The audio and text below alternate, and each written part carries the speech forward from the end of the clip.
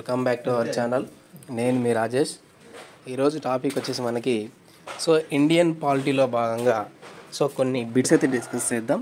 ప్రతి ఒక్కరు కూడా దానికంటే ముందు ఛానల్ని సబ్స్క్రైబ్ చేయండి, అలాగే ఫ్రెండ్స్ కూడా షేర్ చేయండి. ఇక్కడ మన టాపిక్లోకి వచ్చినట్లయితే వన్ బై వన్ అయితే డిస్కస్ చేద్దామండి. ఇక్కడ మీకు ఈ పార్ట్లో మీకు దాదాపు ఒక 30 బిట్స్ అయితే ఎక్స్ప్లెయిన్ చేయడం జరుగుతుందన్నమాట. ఎంసీక్యూస్ టైప్లో మనకు ఈ విధానం అయితే ఉంటుంది. ప్రతి ఒక్కరు కూడా అబ్జర్వ్ చేయండి. ఇక్కడ మనం టాపిక్లోకి వచ్చినట్లయితే భారత రాజ్యాంగంలోని ఏ భాగం comptroller and auditor general of India గురించి ప్రస్తావించింది? ఓకే, భారత రాజ్యాంగంలోని ఏ భాగం కంప్ట్రోలర్ మరియు ఆడిటర్ జనరల్ ఆఫ్ ఇండియా గురించి ప్రస్తావించింది అంటే ఇక్కడ మనకు ఆర్టికల్ నెంబర్ 148 అండి. ఓకేనా, 148లో మనకి ఆడిటర్ జనరల్ గురించి మనకైతే చెప్పడం జరుగుతుంది. ఈ అంశాన్ని గుర్తుపెట్టుకుంటే సరిపోతుంది. నెక్స్ట్ వన్, భారత రాజ్యాంగ ప్రవేశిక ప్రకారం అంతిమ అధికారం ఎవరి చేతిలో ఉంటుంది? ఓకే, భారత రాజ్యాంగ ప్రవేశిక ప్రకారం అంతిమ అధికారం ఎవరి చేతిలో ఉంటుంది అంటే ఇక్కడ మనకు ఆన్సర్ వచ్చేసి ఆప్షన్ డి, ప్రజలు అండి. ఓకేనా, ప్రవేశిక ప్రకారం అంతిమ అధికారం ప్రజల చేతిలో ఉంటుంది. ఓకే, నెక్స్ట్ వన్, భారత పౌరసత్వానికి సంబంధించిన చట్టాన్ని సవరించడానికి క్రింది వాటిలో ఏది బాధ్యత వహిస్తుంది? భారత పౌరసత్వానికి సంబంధించిన చట్టాన్ని సవరించడానికి క్రింది వాటిలో ఏది బాధ్యత వహిస్తుంది? ఇక్కడ ఆన్సర్ వచ్చేసి సి, పార్లమెంట్ అండి, పార్లమెంట్. ఓకే, నెక్స్ట్ వన్, రాజ్యసభను ఎప్పుడు స్థాపించారు?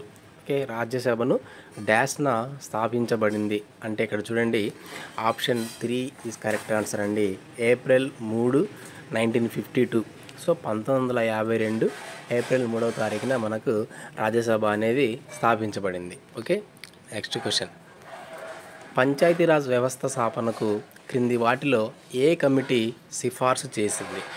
పంచాయతీరాజ్ వ్యవస్థాపనకు క్రింది వాటిలో ఏ కమిటీ సిఫార్సు చేసిందంటే ఇక్కడ చూడండి, మనకు Balwant Rai Mehta committee, C answer, Balwant Rai Mehta committee. Okay, next one, రాష్ట్రపతి మరియు మంత్రి మండలి మధ్య కమ్యూనికేషన్ మాధ్యమంగా ఎవరు వ్యవహరిస్తారు? ఓకే, రాష్ట్రపతి మరియు మంత్రి మండలి మధ్య కమ్యూనికేషన్ మాధ్యమంగా ఎవరు వ్యవహరిస్తారు అంటే ఇక్కడ ఆన్సర్ వచ్చేసి ప్రధానమంత్రి. ఓకే, ప్రధానమంత్రి అనేటువంటి వ్యక్తి రాష్ట్రపతికి మరియు కేంద్ర మంత్రి మండలికి మధ్య ఒక సంధానకర్తగా ఉండడం జరుగుతుంది. ఓకే, నెక్స్ట్ వన్, క్రింది వాటిలో పంచాయతీరాజ్ వ్యవస్థను అనుసరించని రాష్ట్రం ఏది?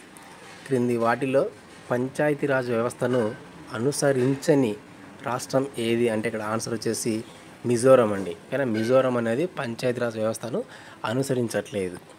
నెక్స్ట్ వన్, క్రింది వాటిలో ఏది ప్రాథమిక హక్కుల సంరక్షకుడిగా పరిగణించబడుతుంది? క్రింది వాటిలో ఏది ప్రాథమిక హక్కుల సంరక్షకుడిగా పరిగణించబడుతుంది అంటే ఇక్కడ ఆన్సర్ వచ్చేసి ఆప్షన్ ఏ అండి, న్యాయ వ్యవస్థ, న్యాయ వ్యవస్థ. నెక్స్ట్ వన్, ఢిల్లీ శాసనసభ డాష్పై మాత్రమే చట్టాలను చేయగలదు? ఢిల్లీ శాసనసభ దేనిపై చట్టాలు చేయగలదు అంటే ఇక్కడ చూడండి, ఆన్సర్ వచ్చేసి పబ్లిక్ అని. ఓకే, పబ్లిక్, ఢిల్లీ శాసనసభ పబ్లిక్పై మాత్రమే చట్టాలను చేయగలదు.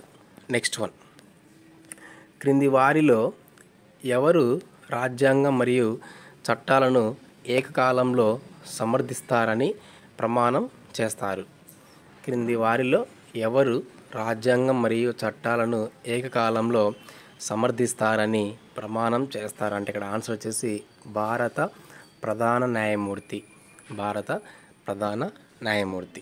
ఈ వారిలో ఎవరు రాజ్యాంగం మరియు చట్టాలను ఏకకాలంలో సమర్థిస్తారని ప్రమాణం చేస్తారు?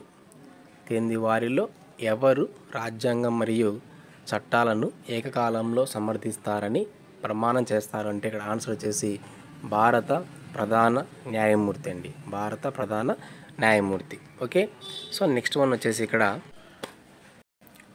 నెక్స్ట్ వన్, ఏ హైకోర్టులో గరిష్ట సంఖ్యలో బెంచీలు ఉన్నాయి? ఏ హైకోర్టులో గరిష్ట సంఖ్యలో బెంచీలు ఉన్నాయి? ఇక్కడ ఆన్సర్ అంటే ఇక్కడ ఆన్సర్ వచ్చేసి గౌహతి హైకోర్టు, గౌహతి హైకోర్టులో మనకు గరిష్ట సంఖ్యలో బెంచ్లు అయితే ఉన్నాయి. నెక్స్ట్ వన్, క్రింది ప్రాథమిక హక్కుల్లో ఏది బలవంతపు కార్మికులు మరియు 14 సంవత్సరాల లోపు పనిచేసే పిల్లలు? క్రింది ప్రాథమిక హక్కుల్లో ఏది బలవంతపు కార్మికులు మరియు 14 సంవత్సరాల లోపు పనిచేసే పిల్లలు? ఇక్కడ ఆన్సర్ వచ్చేసి సి, దోపిడీ హక్కు. Okay, next one. అత్యవసర పరిస్థితుల్లో క్రింది కథనాలలో ఏది సస్పెండ్ చేయబడదు? ఓకేనా, జాగ్రత్తగా అబ్జర్వ్ చేయాలండి. చేయబడేది కాదు, చేయబడనిది. అత్యవసర పరిస్థితుల్లో క్రింది కథనాలలో ఏది సస్పెండ్ చేయబడదు అంటే ఇక్కడ ఆర్టికల్ 20, 21 అనేవి మనకు ఎట్టి పరిస్థితుల్లో ఏ పరిస్థితుల్లో కూడా మనకు సస్పెండ్ చేయబడదు. Okay, next one. క్రింది వాటిలో ఏది రాష్ట్ర అసెంబ్లీ ఎన్నికలను నిర్వహిస్తుంది? క్రింది వాటిలో ఏది రాష్ట్ర అసెంబ్లీ ఎన్నికలను నిర్వహిస్తుంది అంటే ఇక్కడ మనకి భారత ఎన్నికల సంఘం. Okay, next one. ఏ సవరణ ప్రకారం సిక్కిం భారతదేశంలో అంతర్భాగంగా చేయబడింది?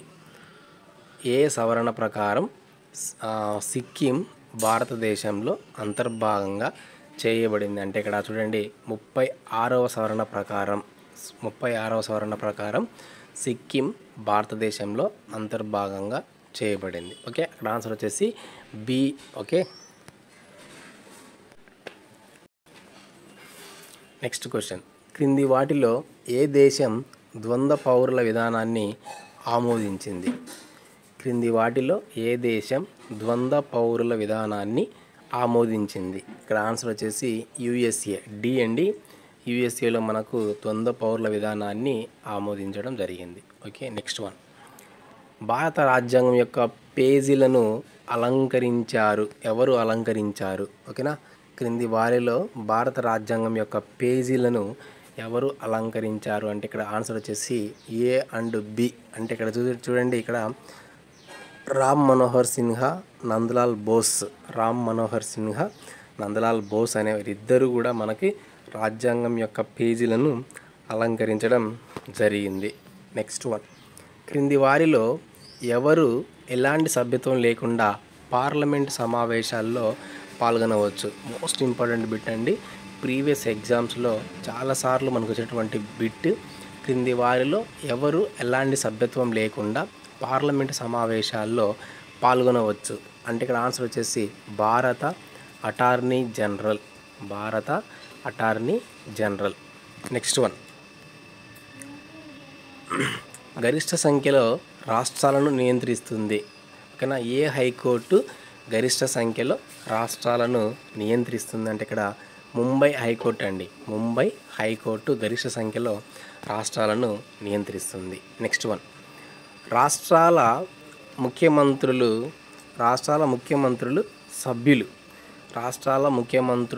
సభ్యులు వచ్చేసి ఇక్కడ జాతీయ అభివృద్ధి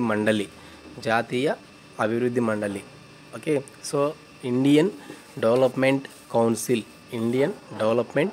కౌన్సిల్. Next question. క్రింది వ్యక్తులలో భారత రాజ్యాంగంలో ముందు మాట ఆలోచనను సూచించిన వ్యక్తి ఎవరు? క్రింది వ్యక్తులలో భారత రాజ్యాంగంలో ముందు మాట ఆలోచనను సూచించిన వ్యక్తి ఎవరు అంటే ఇక్కడ answer D, Jawaharlal Nehru. Next one. ఏ సంవత్సరంలో రాజ్యాంగ సభ మన జాతీయ జెండా రూపకల్పనను ఆమోదించింది? ఓకే, ఏ సంవత్సరంలో రాజ్యాంగ సభ మన జాతీయ జెండా రూపకల్పనను ఆమోదించిందంటే ఇక్కడ చూడండి 1947లో మన రాజ్యాంగ సభ అనేది జాతీయ జెండా యొక్క రూపకల్పనను ఆమోదించడం జరిగింది.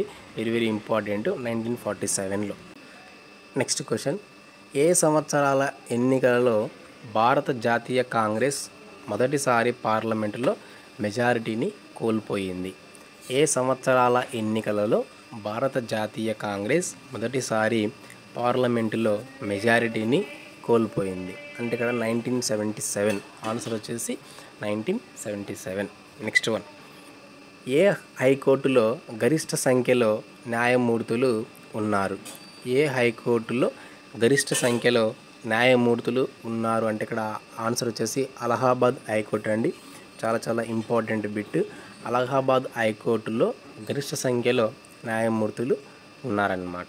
నెక్స్ట్ వన్, లోక్సభ స్పీకర్ తన రాజీనామాను ఎవరికి సమర్పించాలి లేదా ఎవరికి సమర్పిస్తారు? ఓకేనా.